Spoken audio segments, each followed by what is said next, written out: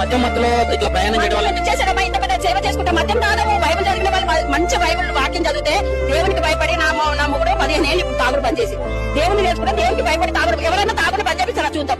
ఎవరు బంద్ చెప్పలేదు నాన్న, తాగుడు కానీ వ్యభిచారం కానీ ఎవరు బంద్ చెప్పి దేవుని దగ్గరకు వస్తే ఆ మనిషి కంపల్సరీ మారుతారు నాన్న.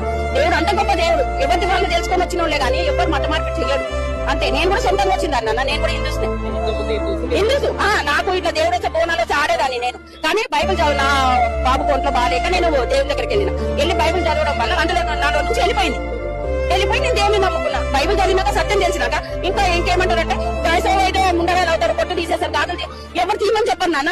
అది చదివినాక ఎట్లుంటదంటే మనకి ఈ ఆకాశం కింద ఉన్నదంతా చెత్త అని ప్రసంగి గ్రంథకుడు రాసి గ్రంథకంతా రాసి ఇదంతా చనిపోయింది. ఏమని తీసుకుపోయినా మంచిగా తీసుకుపోయింది కదా, ఏమి రాదు మన ఎప్పటి బంగారం రాదు, ఏమి రాదు. కానీ మా అంతకు మేమే చేయాలి, కానీ ఎవరు మత మార్పిడి చేయరు నాన్న.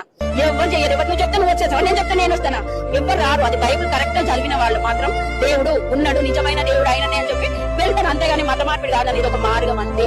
క్రైస్తవం అంటే మతం కాదు, ఈ కులాలు మతాలు మనం చేసుకునే నాన్న. ఎప్పుడొక పుట్ట మతం కులం అనుకుంటే కూడలేక చెప్పినట్లు బైబిల్ చదివిన తర్వాత మీ ఇంట్లో అమ్మవారు బయటకు వెళ్ళిపోయారు. నా దాంట్లో నుంచి నాలో ఉన్నది వెళ్ళిపోయాడు. మళ్ళీ ఎక్కడ పోయింది నేను అడిగా, ఎక్కడ పోయినా ఇప్పుడు నేను బైబిల్ చదివినప్పుడు ఎక్కడ పోయినా అని అడిగిన. ఏ రోజు నేను సుఖపడలేనా ఆమె మీద ఉన్నప్పుడు. ఇప్పుడు నా భర్త మారేడు, నా పిల్లల్ని మార్చుకున్నా నేను. మేమందరం బైబిల్ చదువుతాం. మేము ఎవరిని ఏమన్నానా, మా బాధ దేవుడికి